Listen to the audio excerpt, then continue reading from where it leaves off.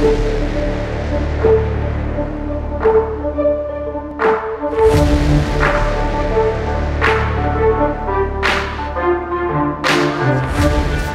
aligned cards. Oh, I remember what it was. It's wolf. It's white wolf. That's what I remember. If you use white wolf, then it'll prevent you from pulling certain things. But that's enough of that. We're jumping into JaZe versus Kier Mango there, and these two players, very history. U.S. versus Canada here. Which one are you rooting for? Talk to me about the mulligan here. Rune versus Shadow. What is the strategy moving forward for each of these players, guys? Well, you know, Kier Mango, he has the opportunity to possibly draw into a good curve here. And let's see, he's going second. So he is in desperate need of a 2-drop. You know, when you're going second and you're the one playing the 1-drops after that, it just feels bad. So he got it though. He did get the 2-drop. Ooh, but JaZe's curve is insane. He can kill the Scolbies for free and fill his hand up.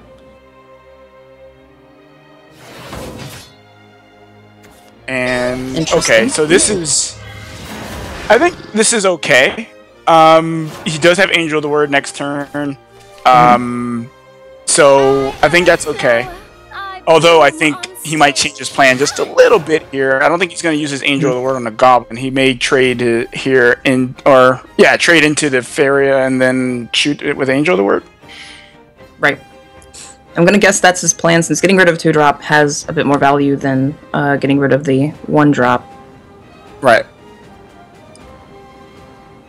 Especially in neutral. Like, you don't want that. You don't want a ward to come down. You don't want Alice to buff that. Like, that's bad news bears. That is definitely bad news bears. And as a person who plays a lot of neutral rune, if you leave, like, even just one thing up, you're just kind of asking to take a bunch of damage. So you got to take out those Farias if you can. JaZe's really considering his choice. He may be considering to play the Bone Chimera. I just don't really. Okay, he's going to trade into the Goblin and play the Bone Chimera. Okay. I actually like this play better because Grimner he's been nerfed, but he's so ubiquitous in neutral. Ooh, and then Mango didn't trade. So this is actually going to allow Angel of the Word to come down, and he can actually kill Grimner, which is something that JaZe couldn't have done had he used Angel last turn. Yeah, he can. Well, he will be able to kill the Grimnir. He will be leaving up the Faria. So, I mean, I think that's just unfortunate that but this is the line. He's going to fill the board up. I mean, he's flooding the board. You leave up Faria, but Mango can't choose to go face here. He really can't. It's just, I mean, he could. I guess he could, you know, but it's a bit too greedy, I think. And he's going to do it anyway. I think he's going to do it anyway. He doesn't care. He's going in, dude. Yep, never mind. Yeah. Okay, never mind. Yeah, you were saying. But yeah, apparently, never mind. Mango's like, nope, I'm gonna do it anyway. What do you mean? Well, I mean, if you look at the board as it stands, like, he can't take out both things, really? Actually, he can. I guess yeah, he can. He can. Yeah, he can trade his board off, and then he can evo the Zerg. But that kind of feels bad. It does feel bad. I mean, JaZe I think JaZe had two plans filling the board there. Either I fill the board and I get to keep it for some reason, or I fill the board and I dump all these skeletons into his buff neutral cards, because he felt like it was going to get, you know, Aliced. So I've got to win. He's often to play the Felice. Felice will kill off the Zerg, and I guess the question here is, like, is he going to evo it and go face? I think you do natural evolve Felice here. You put your opponent to 8, you keep that pressure down, and if he doesn't have Death's Breath, which we know he doesn't have, then this is a problem. Felice does get Storm on a natural evolve, so Mango can continue to go face, which is the place, so. Yeah, not only that, but he's got that Hector in hand, and if he draws another neutral, like, that Hector is going to probably go face. Probably. And we see JaZe having to do this, like, weird weird like dance kind of play. He has to kill off his Attendant of Night, giving himself a Lich, which allows him to evolve the Lich and use one of his 2 Coco Mimi spells here. And it's just like, that's the weird line he had to go around to get it to kill this Felice. It was so beefy. Yep. But you gotta do what you gotta do, you know? Yeah, that is true, yep. Gotta do what you gotta do. Well, he did draw the other neutral, so he does have access to that Hector. And Hector shoots that out. Okay. But we know there's Ektar looming in the darkness. Right. Hector is chilling over there. Hector, fortunately for Mango, is buffed 1 stat, which actually makes him survive an attack from 1 zombie. So, that's pretty good for him. That actually matters, because that basically means he's clearing things with the Hector, yeah. Exactly. So this is pretty good for Mango if Hector comes down. And if Hector doesn't come down, then, I mean, JaZe's in trouble. So he's going to throw in the Skulbies first. I think I like that a lot. Yeah, I like that. I mean, you get the additional shadows. He doesn't trade any of the zombies out, so he doesn't lose the 2 zombies to the Hector. He'll lose 2 zombies to clearing board, and he'll still have a very substantial board. Ooh, Unica kind of a dead draw here, and Mango's in trouble. Yeah. His hand doesn't do much. Kind of a dead draw. It's really a dead draw. It doesn't do anything. Literally a dead draw.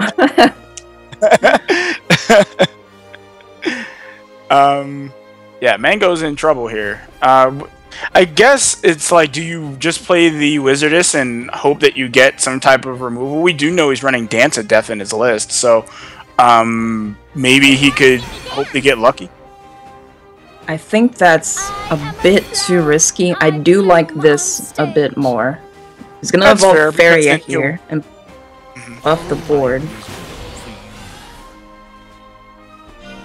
Well, the Feria He's actually gonna kill Ether. Yeah. Like a bird, I sing. Never actually heard that evolve line, but Really? yeah, I've never heard it. I think Mango's gonna go for the Ether kill here. I like that play a lot. You can't get Soul Squashered on the flip back. You can't get Ethered in the face on the flip back. But you can get Thaned, and I think Thane is pretty good to jam here. How have you never heard her line? Like because you can change the voices in the English client. You can change the voices to Japanese voices. Yeah, but I mean, you've never heard it on someone's stream? Never heard it. Or wow, Never heard it. that's almost unbelievable. I mean, never heard it. Wow. Okay. Zombie Party's also not too bad. Zombie Party on the 3/3 into trading into 2/2 is pretty good, but Thane Jam is also pretty good. What are you doing? However, Unica lives. Unbelievable. Not even hitting phase. Oh no, he still has. Unbelievable. He still Right, he has. has to be me. Yeah, he has the Mimi. Hey, that hurts. Got an good amount of damage. These dead draws. And a falsehood. Yeah, he's Get drawing. that mutagenic real bolt. Oh, there's a Dance of Death. He did He get was a hoping dance. for Bolt though. I'm sure Mango was hoping for Bolt. Well, yeah, pretty sure. But either way, he does have, some way of clearing some stuff off. Unfortunately, though, because we know he's not running Pearson Rune, he doesn't have any additional burn outside of this, the Dance of Death, the Mutagenic Bolt, and the Angel of the Word that's sitting in his hand currently. So, Right. It's going to be kind of hard for him, man. I mean, he's been struggling pretty much this whole Dance of Death on a white instead of Thane. That's those whites. They pull so much weight. They do. They pull so much. Oh my goodness. I couldn't pun that, but he got another Thane. That's crazy. He can Thane and Zombie Party to 2/2. Yeah, that's crazy. Yeah, that's value this turn. But I mean, man, I don't know. I don't know if you can play Thane this turn. You gotta get rid of board. The things on board. Yeah, he's got to get rid of the board here. I mean, he's seen his opponents playing Wizards of Oz. He's seen his opponents playing Dance of Death. You know, like, you can't leave any opportunity for damage to get through. I think you jam Thane, trade the board, and then use the zombie party to finish off Mango's board. I'm pretty sure that's going to be JaZe's line, since he is on 9 mana. Well, we will see. And I don't think that gives Mango an out. I don't think he has a kill. A possible kill. Mutagenic Bolt would be devastating, but he has no way to dig for it, so he has to draw it naturally. Well, he has 1 turn to do it. Yeah, 1 turn. Yeah, do you think if he draws a Mutagenic Bolt, he's just gonna, like, jump out of his chair? It's possible. I know he'll play it pretty fast, that's for sure. Oh, yeah. It'd be the Gabriel and his slam down. Finally a break. Just flip it over. Got it. Yeah. Easy. And he didn't get it. Ugh. And you can see the disappointment. Yeah, for sure. That leaves 12 damage on the board with no way of really killing anything or forcing any trades here. Well, We just have Angel the Word on a white. Gonna take 1 though. Man, every turn that he doesn't do any damage is just more turns that JaZe has to win this game. And JaZe can just top deck Ether here, and it's also over. Yep. So Or he could draw Phantom Howl and, you know, and yeah, that. Phantom Hell's exactly it, actually. Yeah. Yeah, because he gets 2 ghosts. Yep. Impressive. Looks like And JaZe Mango with the head shake. 2 Phantom Howl. Come on. JaZe with the celebratory stretch. Like, yes! Yep. We've seen 3 wins so far, and all 3 wins, somebody top decked lethal. Yeah. All 3 of them. Well, I mean, that's just what happens, man. Sometimes you top deck lethals. Sometimes you top deck lethals. Talk to me a little bit about Cure Mango in that particular game. I think there were some elements of him having to play catch up, and maybe a lot of that can be attributed to him going second, right? A lot of the conversation since One of the Dreams has come out is about that neutral run, right? The 1, 2, 3, 4 straight to Alice, right? And how it pays off big when you're going first, but actually when you're going second, more often than not, I feel like it kind of runs you, it kind of gasses you out, right? Tell me a little bit about what the issues of going second with that curve are, Envy. Well, I mean, just going second in general, you're already playing catch up. And when JaZe was able to go first there, he was able to set up a favorable trade into Grimner, who would have otherwise been unkillable, who would have otherwise been hit by Alice, who would have otherwise maybe snowballed the game into Mango's favor. So JaZe playing that first on the play pretty well there, and yeah, I mean, I think that was pretty much just it. You got the Grimner. Well, Cure Mango on the draw again. Feels bad, man. Yeah, definitely feels bad. Primarily because he wants, especially against Dragon, he wants to, you know, generating that tempo, and if Dragon's going first and you're going second, you're, you know, generally what happens. But right now, that Grimnir's... The Grimner's gonna get to live, but it's not gonna get buffed by anything. And it's also, Grimner's kind of a liability here. Like, it's like Ayala would trade anyway, but he forces Ayala to trade here, so... Well, I think the sooner that JaZe gets to Conflagration, the better. So... Yeah, for sure. I mean, I think he's just gonna go with the trade. Goes for it for sure. Mango's not going to attack Ayala's. He's not going for the trade. Ooh, and then Alice. I mean, Mango's not attacking those Ayalas ever. So this is interesting. You got Mango doing some math over there. Yep, we see our aggro player counting out how much phase damage is worth it this turn. He can get a lot. He can get 8. Yeah, if he plays Alice and evolves, he can do 8 damage to the face. You see JaZe with a smile on his face, like, oh, man. Well, he had a smile on his face. It was like, Witch of Sweets is not a neutral. Never mind. No, it's not. Witch of Sweets is not neutral, so it's 7, not 8. Still, I can understand the confusion, though. She draws if you have neutrals. That's what right. She is. You're done for. I mean, sometimes I even forget that it's a neutral when I'm playing the deck. It's not a neutral, sorry. I went top 2, said the wrong thing. And that goes for 7. A third Bahamut. Those are so bricky right now. There's a lot more where that came from. And unfortunately, he's not going to get to play this conflagration this turn at all. JaZe can conflagrate next turn, but may not be good enough. Yeah, Hector. It's not enough because Felice kills him. Yeah. Hector, not Hector. Doesn't kill him this turn, but it puts him at 1, so conflagration is Coming right up. not gonna do anything. Angel's word, another Hector to Felice. Oh yeah, for sure. Yeah. He's dead to Mango's the buffet. got this. He's got this for sure. Nah, that's not enough. It's got a conflagrate, but it's just Mango's just got too much for this. Yep. This is God's word. This victory is a testament put the to look your down. strength. And that just happens sometimes, man. Yeah, it does. I mean, it's a nice legendary hand.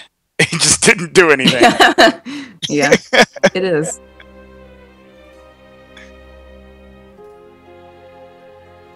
Sometimes you do just draw all of your endgame, though, and you didn't ramp into it, so... Yeah, true. Alright, going into the third game. And maybe Cure Mango will go first? I don't know. Maybe. Mother, Hey, does. finally. one. Bow before Dark Dragoon. And he Ruler gets of the 1 skies. and 2, so he can get rid of the Odile. And, okay, so he's sitting on a pretty decent curve. JaZe does have the Unica and the Dragon Ore. He's got ramp in hand, so... Yeah. He definitely does. At least finally. Yeah. We were just talking about earlier how, you know, the matchup for Dragon and Shadow has really shifted into Shadow's favor. And do you think that the tech choices that JaZe's running, the conflagration, the Wrath Drake that we see there, that's gonna, you know, play a huge factor in the matchup, or do you think that it's just not gonna matter because Shadow is just Shadow and whatever? I don't know. I don't think those are even tech choices anymore. I think a lot of Dragon decks just play that now. But I think Mango's actually not on one of the more grindier versions of Shadow that can grind Ramp Dragon out. He's on a more aggressive plan. He's on Cerberus Phantom Hell plan. So it's possible that Mango gets grinded out. Not with 2 Cerberus, though. That's a lot. That's really good. Alright, so he's got the Conflagrate in hand. He still has the Dragon Oracle, so he opted not to do that. Played the Unica the turn before just to prevent taking some damage with Unica having like that pseudo ward.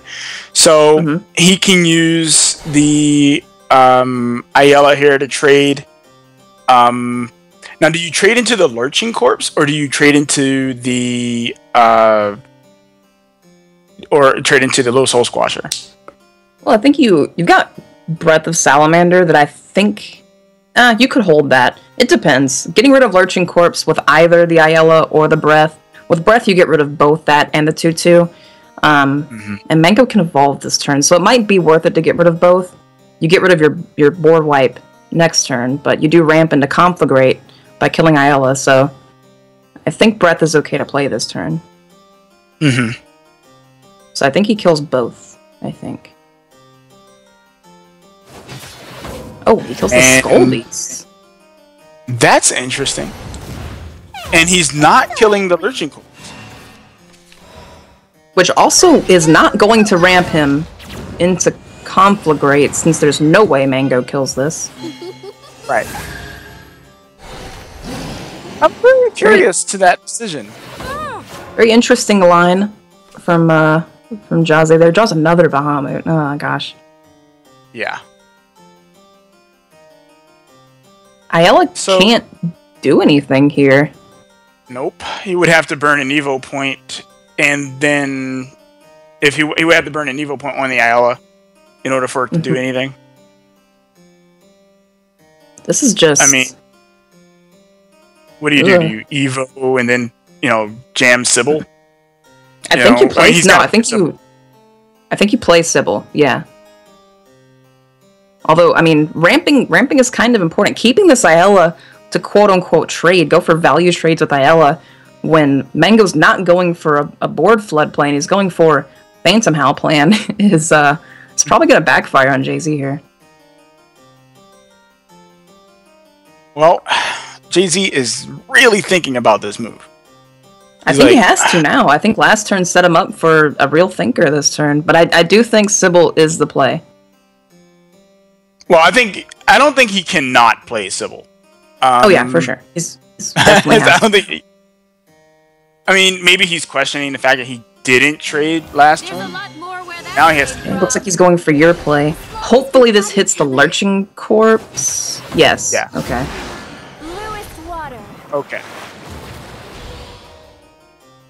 And now he's gonna heal for 3. Ooh, another Phantom Howl. Oh my gosh, Mango's damage in hand is insane. Yeah. I don't even know what to say about this, dude. Oh my gosh. Mango. He's actually going for a board control evolve here. Because if Sybil lives, she'll heal again. She heals every turn she's alive, if you let her live. So not evolving for face there, as the damage would just be, would become irrelevant. Well, he is sitting on lethal in hand. Because he's got the Phantom Howl with the 2 Mimis and the Coco, so that's 11 damage. He's got quite the damage in his hand. Yeah, that's a dead opponent right there.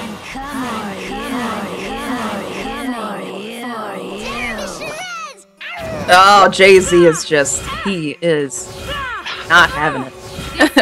Yeah, well, I mean, what could he have done really? That really was. Yeah. I think the one turn that he didn't trade that Ayala cost him the game. It really seemed like JaZe was playing with a strategy. Now, if I were to attribute any kind of logic to it, it seems like he was trying to leverage the Ayala and